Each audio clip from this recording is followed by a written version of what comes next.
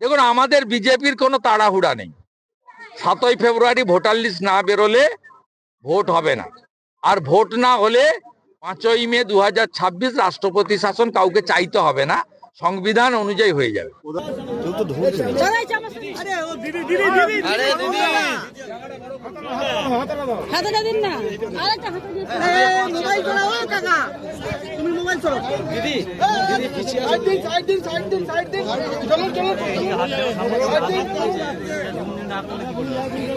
হাতা নামাও, হাতা নামাও। জায়গাটা বড় করো, অনেক বড় জায়গা।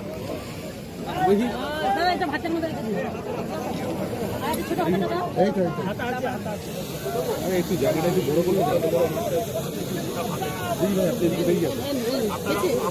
পিছিয়ে জায়গা আছে।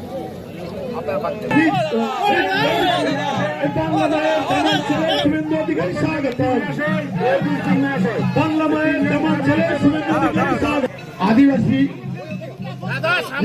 নেতৃত্ব মাঝি বাবা আছেন, মাননীয় জেলা সভাপতি গৌতম চ্যাটার্জি মহাশয় আছেন, দীপাঞ্জন গুহ মহাশয় আছেন, অর্জুন সিং মহাশয় আছেন, মহাশয় আমাদের মাননীয় মাঝি বাপি, মাননীয় সম্মানীয় বাংলার বাদ মাননীয় শুভেন্দু অধিকারী মহাশয়। আমি তো আপনাকে বললাম, একলব্য রেসিডেন্সিয়াল স্কুল, আদিবাসী মডেল ভিলেজ, আমাদের এগুলো কোনোটাই এখানে করতে দেয়। উল্টে কন্ট্রাকচুয়াল, ক্যাজুয়াল, সিভিক ভলেন্টিয়ার্স 1,15,000 নিয়োগ হয়েছে, 4,000 ভিলেজ পুলিশ নিয়োগ হয়েছে, এবং আপনার ওয়েবেলের মাধ্যমে যে 8-10 হাজার নিয়োগ করেছে। আপনি সংরক্ষণ দেখাতে পারবেন? ক্যাজুয়াল কন্ট্রাকচুয়াল নিয়োগের ক্ষেত্রে সংরক্ষণ দেখাতে পারবেন? তার মানে ঘুরিয়ে সংবিধানের যে সংরক্ষণের অধিকার তফসিলি জাতি, উপজাতি, ওবিসি, ফিজিক্যালি চ্যালেঞ্জ যাদের দেওয়া আছে, সেটা কেড়ে নেওয়ার কাজ করেছেন। তো দেবেন তো পরের কথা। আপনি বলতে পারেন আমি এখানে পদবি তুলতে চাই না, সব সারনেমকেই আমি সম্মান করি। আজকে এত ভুয়া এসটি সার্টিফিকেট, একটা রায়গঞ্জেই 600 এসটি সার্টিফিকেট বাতিল হয়েছে, ধরা পড়েছে। কত ধরা পড়ে? আপনি এসটি সার্টিফিকেট দিয়ে, এসটি যারা নয় তাদেরকে এসটি সার্টিফিকেট দিয়ে তাদের অধিকার কাটছেন না। আপনি কেন 9টা রেসিডেন্সিয়াল স্কুল করতে চেয়েছিল, একলব্য দিতে পারেননি? আপনি কেন 75টা আমাদের আদিবাসী জনগোষ্ঠীর গ্রামকে মডেল ভিলেজ করতে চায় ভারত সরকার?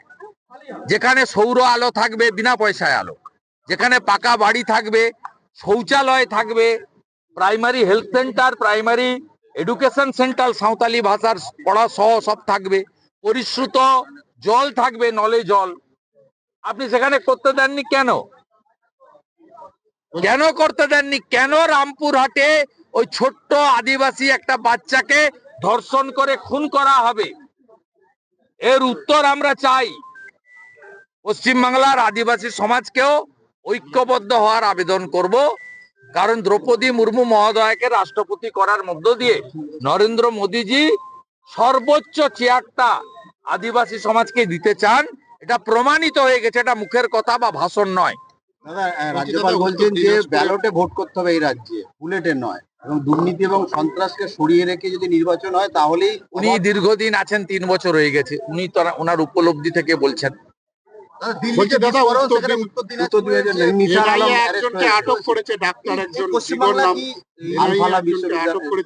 হাব, এটা সাপ্লাই করার হাব। যত জঙ্গি, দেশ বিরোধী, আনসারুল বাংলা, হিজবুল মুজাহিদিন, যত লোককে এখানে সাপ্লাই করেন।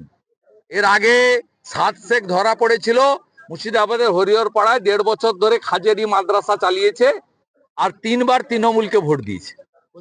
নির্বাচন হলো, সেখানে মহিলারা এনডিএ কে সাপোর্ট করেছে, নরেন্দ্র মোদীকে সাপোর্ট করেছে। এবারে যে বাংলা, সেখানে কি লক্ষ্মী ভান্ডার কোন রকম ফ্যাক্টর হবে? আপনাদের কি সরকার গঠন হবে? কি বলছেন আপনি? বিহারে যেভাবে মহিলারা সাপোর্ট করেছে এনডিএ কে, নরেন্দ্র মোদী, এখানে আরজিকর ফ্যাক্টর হবে, দুর্গাপুর আইকিউ সিটি ফ্যাক্টর হবে, কসবা ল কলেজ ফ্যাক্টর হবে।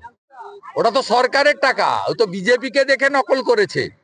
মহিলাদের সশক্তিকরণের জন্য প্রথম এই স্কিম চালু করেছিলেন শিবরাজ সিং চৌহান, লাডলি বহিন। বিজেপি রুল স্টেটে অনেক ভালো হয়। বিজেপি রুল স্টেটে শুধু ওই ভাতাতে সীমাবদ্ধ থাকে না, বাড়ির শিক্ষিত যুবক যুবতী চাকরিটাও পায়। চাকরিটাও দিতে হবে, সামাজিক সুরক্ষাও দিতে হবে, লাখপতি দিদিও বানাতে হবে।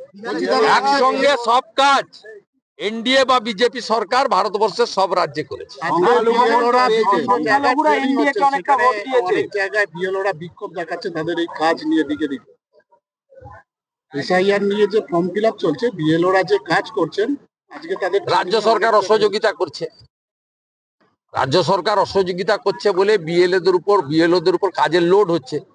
এক একটা এন্ট্রি করতে 20 মিনিট সময় লাগে। রাজ্য সরকার এসআইআর এর বিরোধী। যে কাজটা আপনার বিহারে 4 মাসের জন্য 1000 ডাটা এন্ট্রি অপারেটর নিয়েছিল নীতিশ কুমারজির সরকার, 4 মাসের জন্য কন্ট্রাকচুয়াল। এখানে ইলেকশন কমিশন থেকে অনেক আগে প্রপোজাল পাঠালেও মমতা ব্যানার্জির নির্দেশে অর্থ দপ্তর মঞ্জুরি দেয়নি ডাটা এন্ট্রি অপারেটরদের জন্য। তার জন্য বিএলওরা অসুবিধায় পড়ছে। দেখুন, আমাদের বিজেপির কোনো তাড়াহুড়া নেই। 7ই ফেব্রুয়ারি ভোটার লিস্ট না বেরোলে ভোট হবে না, আর ভোট না হলে 5ই মে 2026 রাষ্ট্রপতি শাসন কাউকে চাইতে হবে না, সংবিধান অনুযায়ী হয়ে যাবে।